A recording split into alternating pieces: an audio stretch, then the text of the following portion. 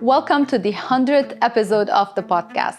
I cannot believe that what started as an incident has now reached this milestone. Today we're going to go over the story of how the podcast started. We're going to talk about the origin of the name and how I came up with it with my sisters. And then we're going to go over 5 lessons I learned from all the interviews I conducted on the podcast. Before we get into it, don't forget to like, subscribe, and follow on whichever platform you're tuning in from. Basically, the podcast was a happy incident, which is why I'm here today recording the 100th episode.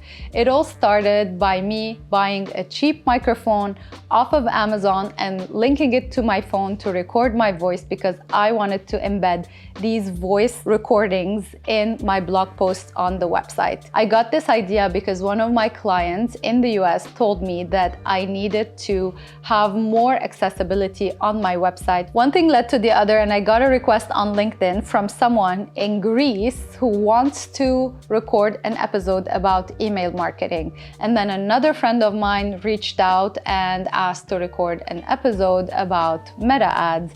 And then I started getting more and more guests, and it just became a real podcast. Then I relaunched it with a video format. We were recording online. Obviously, we weren't here in the studio, and we started posting it on YouTube, Spotify, and Apple. Fast forward to last summer, where I started recording all the episodes in studio as much as possible, and here we are today.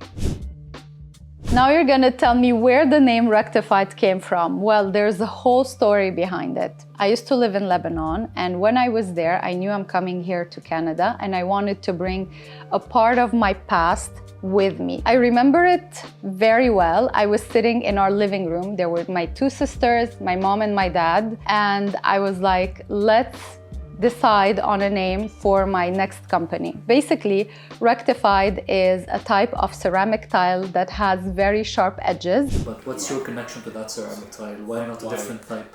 It just sounded nice, and I like Rectified tiles. It's modern. After posting a lot of content and working with so many different brand founders, they started asking me, is this Rectified? This was really a full circle moment where the name I had chosen many years ago started resonating and representing what I'm actually doing with all the people that I'm working with. Mostly rectifying their brand situations and sharpening their edges. And now that we're at the 100th episode of the podcast, I'm gonna walk you through 5 of the biggest lessons I learned in this journey. Lesson number 1. Everybody remembers their first client. I've asked one specific question to many of my guests, and the question was, who's your first customer who's not family or a friend? And almost every single one of them remembers that first customer and gives me the exact name of that customer. This is very important because it's the first person who gives you their trust and buys that product from you. So it's basically your first testimonial or your first confirmation of product market fit. An HR consulting firm that actually I was a client, so They kind of had to buy it. But I remember me testing my pitch for the first time. And I was like, okay, so here's my concept. Like, I want to sell you period products for your employees because I believe it's important to have access to a tampon or a pad if you start your period unexpectedly at work. What do you think? And she's like, yeah. Well, I think it's a very normal thing. I think it's a great idea. I'm like, but would you pay that amount for a dispenser? And would you pay an amount like that? Yeah. For the product? Like, I was so unsure and not confident enough, you know? I even offered her like an additional $50 credit for her next order. And she was like, Yeah. you should not be doing this. Like, you will not do a lot of like profit with this approach. But I was so insecure. Will Shannon is just a guy that I met bouldering at the gym. Great guy. He's actually a founder and a software engineer himself. But I just was telling him at the gym, like, hey, we've got this website set up. Could you leave us a review? We don't want you to buy the product. The website was still in like the preview mode. And he just went ahead and made the first Earthy order ever. So forever in history, Will Shannon will be our first customer. First customer is like a police officer, a detective out of Peterborough. And yeah, like after the show, they gave me a call and I was like, they had a bunch of questions and then they just bought it. I'm like, oh my God, like a real thing. This is working. Working. And then ever since then, it was like, oh my God. And things just started rolling extremely quickly. The reason why I asked every single one of my guests this question, because in my experience, my first clients were all family and friends, and I just didn't understand how I could sign up new clients who don't know anything about me. Because of this, I think about my very first podcast guest, George Kapernaros, who's from Greece, that I didn't know anything about, and reached out to me through LinkedIn, and we ended up recording the very first interview of the Rectified Podcast. Now let's move to lesson number 2. You cannot do it alone. There's one common theme that almost all of my guests who have truly made it and have become successful have in common. And that's that they never did it alone. They always had a life partner, a business partner, a mentor, someone who encouraged them and someone who supported them in their journey. Ever since I have this community I've surrounded myself with, if we have questions, we write to each other and we learn from each other's experience, be it with distributors or, everything about this market. You won't know everything on your own. Support came from my uncles when they helped me to move to Montreal. Support came from my ex-wife when we got married, and she had a better job than me, and she was able to pay the rent while I was taking risk to start my business. I have a great support system that is helping me. I think I mentioned my sister has helped a lot with the digital marketing. My husband supports as well. My friends and family have really, really really supportive. If I need any help in the warehouse or with my markets and pop-ups, they're there. They're by my side, and they've supported me so much along the journey. I'm not just saying this. They've been like a huge part of our success. I have a husband, so I'm very fortunate to have someone who pays for the essentials, and I can just continue to be an entrepreneur. So it's not uncommon. It also helps to kind of join, I think, other founder groups. Or just because it is a super lonely journey. You're literally one connection or one email or text away from somebody connecting you with the right media buyer that's going to 10x your business, or a solution that you're looking for.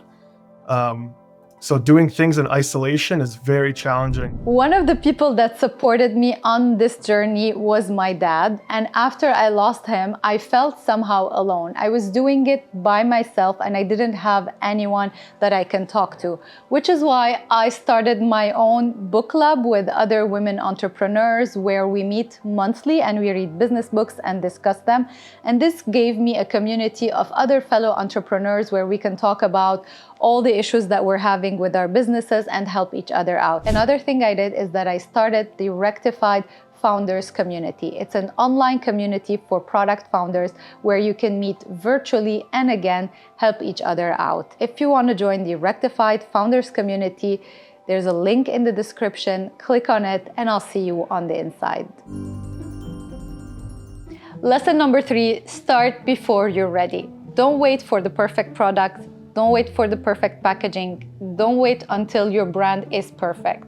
Just start and then you'll figure it out. My biggest one is to start. We don't need to quit your job. It's not about quitting your current job, but it's just starting small, growing nice and steady. And when I started the gym, I had no idea how any of it worked. It was all new, but I have a good work ethic, and I knew that I would do whatever it takes to learn and become good at what I do. And then when I wanted to start this business, it was the same thing.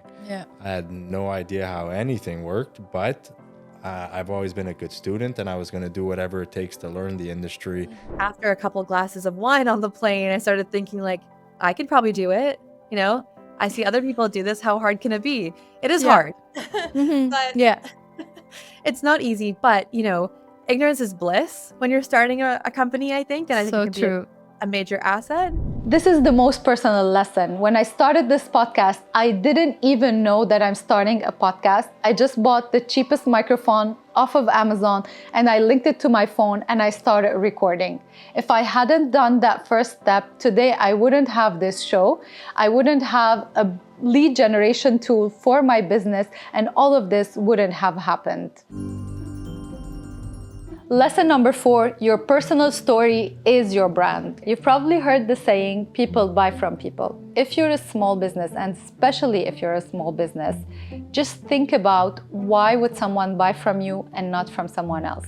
It's because it's you. It's because you have your story. It's because you have your values. It's not just about the story that you wrote on your website. It's about your journey in creating this product and in growing your business. Nowadays, when you share your life on social media and you share your business journey on social media, people become invested in your story and they follow you, and eventually they would want to buy from you because they believe in you and they believe in your journey. This is very important, especially in the age of AI, where people are looking more and more for authenticity. So it's not about the best AI prompt, it's about connecting with the real people. It was definitely a big shock landing there in the middle of the mountains in the snow in June. But after the first days over there, I was introduced to yerba mate. I used to drink up to 6 cups of coffee, but mate really gave me something different, much of a stronger like focus, mental clarity. So yeah, I literally started to drink mate every day. I got my kit, and naturally by this time I became like the mate, I would say the unofficial mate dealer of my friends and family, because I was the only one that like knew where to buy it. So I was like, why wouldn't I sell this product that I loved, that I share with people, and that's super hard to find? 15 years ago, I changed the way that I ate, incorporated a lot more plant-based options and more, less refined sugars, and tried to the best of my ability anyways to remove the refined sugars. Then I became a mom, and it was really important for me to relay those same values to my children. So I had to come up with a snack, because they're eating every 5 minutes. They want snacks all the time. Well, I had to find a snack that not only met my dietary requirement, but the ones that the schools required too. So basically I would take recipes and I'd swap out the nuts for a seed-based alternative. So that's it. And then when my kids, I gave it to them for them to try it, and they loved it. And I knew at this point, I knew I had something interesting. So I wanted to have a piece of jewelry, but I had something very specific in mind, and it was for myself. And so I was in Armenia at that time. I was just like on a short trip.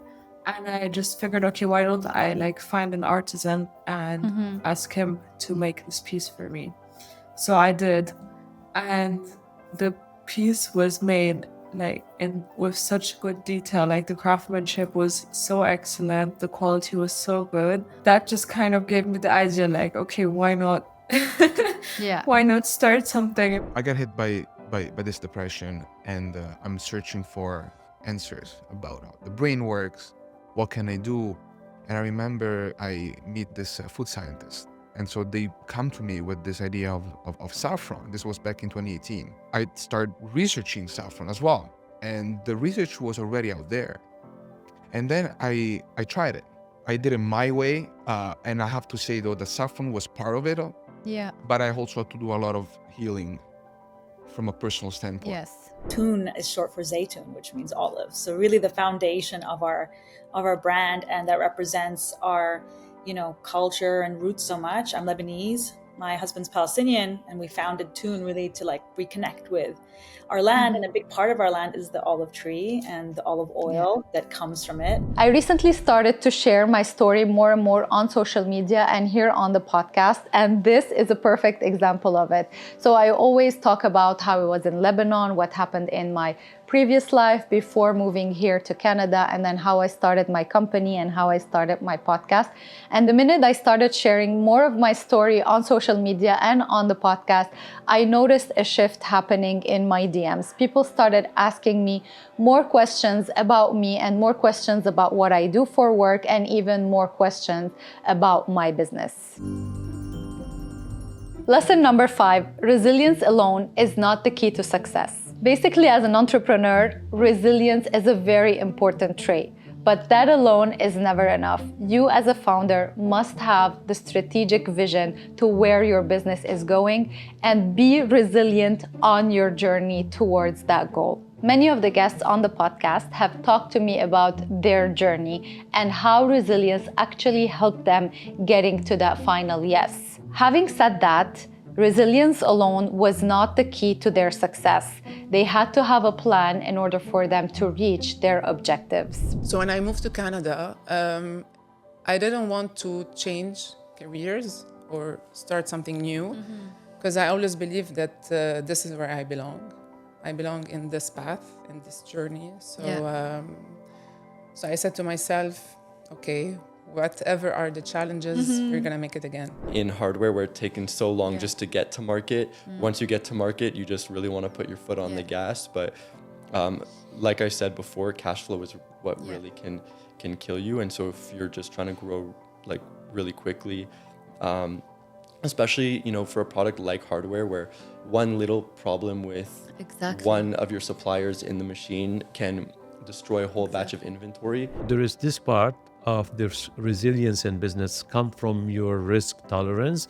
But the other part, which is extremely important, is to have a risk that is calculated in a way, because at the end, business always takes more time than what we think. And in order to be resilient and perseverant, you need time. And the only way you buy time in business is with money, you know, like in the sense, like when you do your planning, if you plan to be, let's say, cash flow after 12 months, but it's take you 24 months, if you don't have money after 12, even if you're risk taker, you can't. When I first moved to Montreal, I didn't know everything, but I knew exactly 3 things. I knew the name of my business, I knew that it's going to be in marketing, and I knew what I need to do to make things happen. This doesn't mean that it was an easy road, and it still is not. So having a clear vision and a sense of direction is what helped me get through all the bumps and be here today. Let's recap on the 5 lessons. Grab a notebook and write them down. Lesson number 1, you never forget your first customer. Lesson number 2, you can never do it alone. Lesson number 3, start before you're ready. Lesson number 4, your personal story is your brand. And lesson number 5, resilience alone is not the key to success. Let me know in the comment section which one of the 5 lessons resonated with you the most. I really want to thank you for being here with me for 100 episodes. I want to thank all the guests also for all the insights they offered. Here's to 100 more, and I'll see you next week with a new episode.